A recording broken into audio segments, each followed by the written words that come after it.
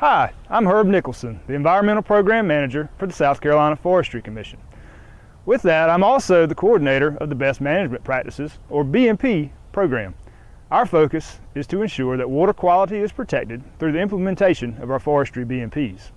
Today, I'd like to share with you the results of our 2016 BMP Compliance and Implementation Monitoring Survey. The data for this was collected in 2015 and 2016, and the report was published in early 2017. You may ask, what is compliance and implementation monitoring, and why do you do it? Well, that's a good question. The way it works is we randomly locate sites that have been harvested within the past year. We make site visits to determine how well our BMPs are implemented and what percentage of those sites are in compliance. The difference between implementation and compliance is the implementation rate refers to the percentage of applicable individual practices that were properly applied on site, and the compliance rate indicates whether the applied practices successfully protected water quality. The results of the survey are used to target training programs, outreach, and technical assistance to continually improve compliance and implementation. For this survey, we decided to evaluate 200 sites, so we needed to locate 400 sites to allow for extras in case we were not allowed to use a site for whatever reason. We used U.S. Forest Service Timber Product Output, or TPO data, to find a target number of sites for each county based on the proportion of annual timber harvest. The math worked out to actually be 199 total sites. In the past, site location was done from the airplane. BMP foresters would fly a grid pattern and locate recently harvested sites. This would take many hours in the plane at $129 an hour and pull the foresters away from their normal duties. So this year, instead of using the plane, we decided to use Landsat FACT, recently renamed to SouthFact, which uses Landsat satellite images to detect forest cover change. We originally found approximately 2,400 sites and used a function in ArcGIS to randomly narrow those down to the desired 400. This saved the agency at least $6,500. Categories included on the survey are streamside management zones, or SMZs, stream crossings, road systems, and harvesting systems. For the first time ever, we evaluated biomass harvesting in this survey also. All of these combine to give us the overall timber harvesting compliance and implementation percentages. Now, let's take a look at the results. SMZs were found to have a 98.9% compliance rate and a 96.5% implementation rate. 1,101 applicable BMPs were evaluated, with 38 practices not properly applied. South Carolina BMPs recommend leaving a 40-foot forested SMZ on each side of a perennial stream. We found that the average SMZ width on perennial streams is actually 60.25 feet. Intermittent streams do not require a forested SMZ, but were found on average to have a forested buffer of 35.4 feet. The problems we found in the SMZ category included skidding and altering flow in ephemeral areas, excessive debris in stream channels, excessive rutting in the SMZ, and road runoff emptying into ephemeral areas. Here you see an intermittent stream flowing into a perennial stream. The average SMZ on the perennial is approximately 60 feet on each side, and a 15 or so foot forested SMZ was retained on the intermittent. So this is definitely above and beyond what our BMPs recommend, and is representative of most of the sites we surveyed. However, we also found a site or two where skidding or rutting occurred within the SMZ, and where the flow was altered in ephemeral areas.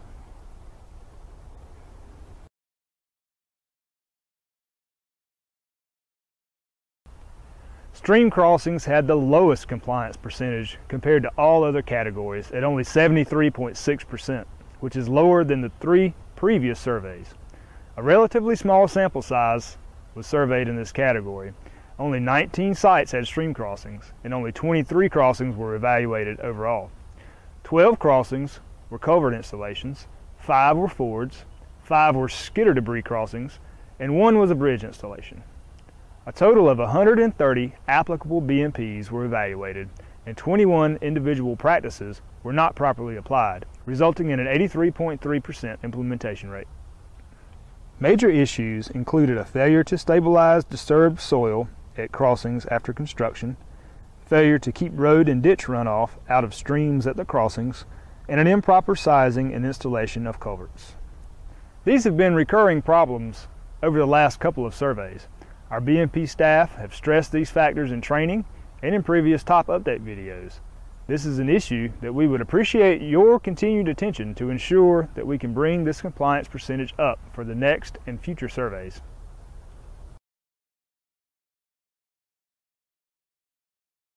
Road systems were evaluated on 176 of the 199 sites surveyed, with a 97.1% compliance rate. This is a slight decrease from the 2012 survey, but still a very high compliance rate. 20 of the 176 sites surveyed had newly constructed roads. 704 applicable BMPs were evaluated, and 35 practices were not properly applied. This resulted in an implementation rate of 95%.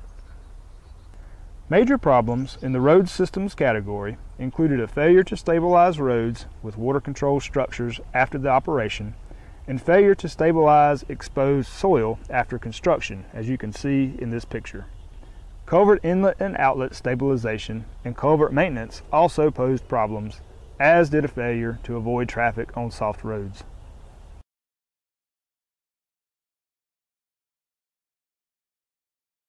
BMPs for harvesting are separated into practices related to water quality and those related to non-water quality on-site impacts. Harvesting was evaluated on all sites, and compliance with BMPs was sufficient to protect water quality on 94.1% of those. Compliance with BMPs was sufficient to prevent non-water quality on-site impacts on 100% of sites. BMP compliance for harvesting systems related to both water quality and on-site impacts reached 97% for this monitoring cycle. This is a nearly 3% improvement over the 2012 harvesting survey. 2,190 applicable BMPs were evaluated, with 90 not properly applied, resulting in a 95.9% implementation rate. Major problem areas for harvesting systems related to water quality included failure to control erosion on skid trails with water bars or seed, and a failure to remove temporary crossings in sloughs and ditches. Additional areas of concern include skidding over intermittent or ephemeral streams without appropriate protection, the use of fill and debris crossings, not avoiding sensitive areas, and failure to minimize the number of stream crossings. Non-water quality related impacts included failure to prevent depositing mud on roads, failure to stabilize skid trails to prevent rutting, and failure to properly dispose of lubricants and trash.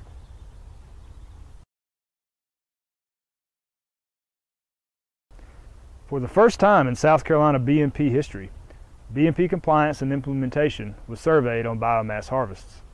Forest biomass harvesting guidelines for South Carolina were published in 2012 in response to an increased interest in biomass production at the time. For purposes of this survey, biomass is defined as above-ground woody material removed from forests for energy production. Biomass is often a byproduct of forest management, restoration, and fuel reduction treatments. Biomass harvesting may range from the simple collection of accumulated logging debris to the intensive removal of woody material specifically grown for biomass energy production. Biomass harvesting may be conducted in conjunction with conventional logging as an intermediate treatment or as a standalone practice. Woody biomass is chipped on site before it is hauled to the mill and differs from clean chips, which are used in fiber production. Biomass harvesting occurred on only 3 of the 199 sites surveyed. So that's only 1.5% of the sites, which is not a statistically significant sample size to determine true compliance and implementation rates. 25 applicable biomass BMPs were evaluated with 96% implementation. One individual practice was not applied properly. However, all practices were applied properly to protect water quality, resulting in 100% compliance.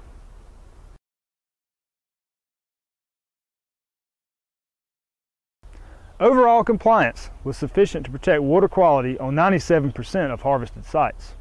A total of 6 sites were found to have inadequate BMP compliance with potential water quality impacts. 5 of those 6 sites were found in our Piedmont physiographic region.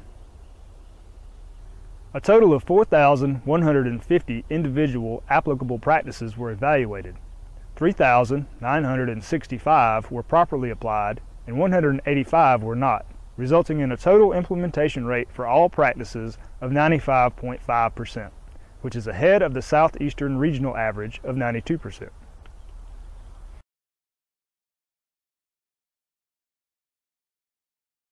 Let's talk a little about compliance trends over time. You can see on this graph that this survey marks an improvement over the 2012 harvesting survey. You can also see where we have come from a compliance rate of less than 85% in 1991 and how, with the increased awareness of BMPs, also came in an increased compliance rate. Moving on now to look at compliance trends by category. What jumps out at me on this one is the decrease in compliance in stream crossings over time.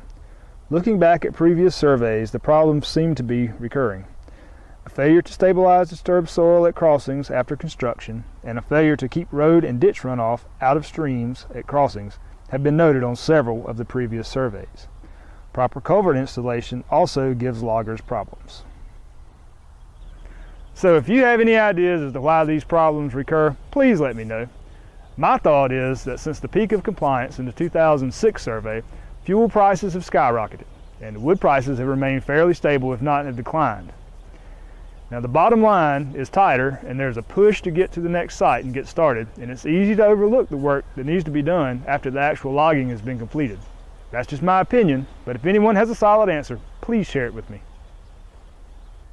Let's move on now to trends by ownership. All sites surveyed on public lands, industry lands, and lands owned by non-industrial private landowners owning more than 1,000 acres were found to have 100% compliance. The lands owned by non-industrial private landowners owning less than 1,000 acres had 94.1% compliance.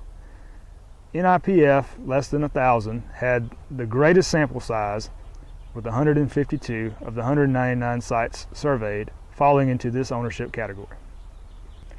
At the end of the day, South Carolina's logging force does an incredible job of implementing our best management practices for forestry. This has been demonstrated time and again, and the forestry community is appreciative of your efforts. However, there are still a few things we need to work on. As I've already mentioned a couple of times, stream crossings really need your attention. Be sure to stabilize the soil around them and to direct road runoff out into the forest floor. Be sure not to skid and rut inside the streamside management zones. And always, when possible, avoid depositing mud on the roads. This is more of a public perception issue than a water quality issue, but a hot button topic nonetheless. If you have any questions or are unsure of what BMPs should be implemented on the tract you are harvesting, please do not hesitate to give me or your local BMP forester a call. And as always, remember, healthy forests equal clean water. Use best management practices.